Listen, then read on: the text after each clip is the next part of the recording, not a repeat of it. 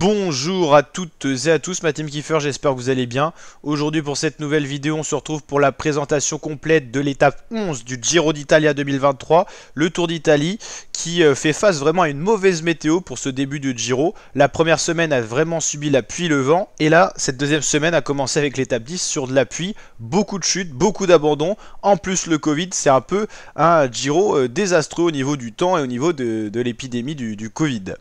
Donc là, demain, ça sera une étape qui reliera la ville de Camaiore à la ville de Tortona. 219 km au programme, donc long. J'espère pour les coureurs, j'espère pour eux qu'il va pas faire trop mauvais, qu'il va pas trop pleuvoir et qu'il fera surtout pas trop froid. On a atteint la barre des 2-3 degrés sur l'étape 10. Donc imaginez les organismes des coureurs qui sont pas forcément habitués à ce genre de température au mois de mai. Il y aura 3 ascensions répertoriées, 2 de 3ème catégorie puis une de 4ème catégorie. On aura le Passo del Bracco, la Colla di Boissi et le Passo della Castagnola.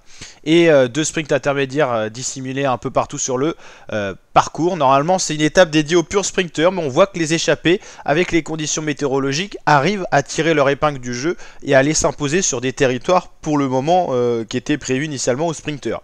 Donc sait-on jamais, peut-être une échappée pour aller au bout. En tout cas ça peut donner des idées à certains. Pour les équipes qui n'ont pas de sprinteurs, ils peuvent tenter d'aller dans l'échappée parce que le peloton est fatigué, les équipes de sprinteurs sont fatiguées.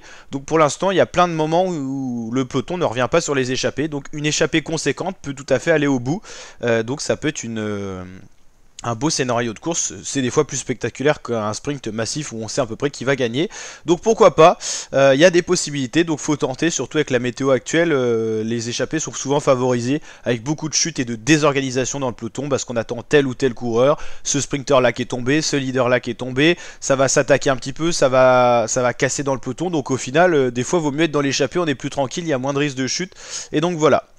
Donc bon, normalement sur cette étape là c'est peu vallonné, ça doit être dédié aux sprinteurs. Il y aura d'autres étapes un petit peu ambiguës qui pourraient être à la fois pour les sprinteurs ou pour les baroudeurs. Là normalement sur le papier c'est à 70% pour les sprinteurs, mais rien n'est sûr.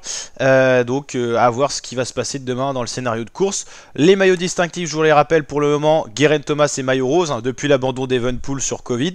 Jonathan Mailan est toujours maillot cyclamen, mais attention à Mats Pedersen qui revient très proche. David Emmaüs Baïs, on va y arriver, qui est maillot bleu azzurro de meilleur grimpeur, 54 points d'avance sur Thibaut Pinot. Et Joao Almeida est maillot blanc, et cette fois c'est plus par procuration mais simplement par son classement. C'est également depuis l'abandon de Remco Evenepoel. Donc voilà, un général qui est quand même un petit peu embêté par le Covid de Remco Evenepoel, l'abandon de Vlasov, l'abandon de Rigoberto Urán. Donc c'est un général un petit peu triste, hein, parce qu'on a 3 leaders qu'on a perdus sur des faits de course. Donc c'est quand même un peu embêtant, mais voilà, c'est le jeu. Et donc n'hésitez pas à liker la vidéo si elle vous a plu, allez checker les autres vidéos avec les résumés complets des étapes en vidéo et tout ça, les autres présentations d'étapes. Et je vous dis à très bientôt pour de nouvelles vidéos la team. Ciao ciao.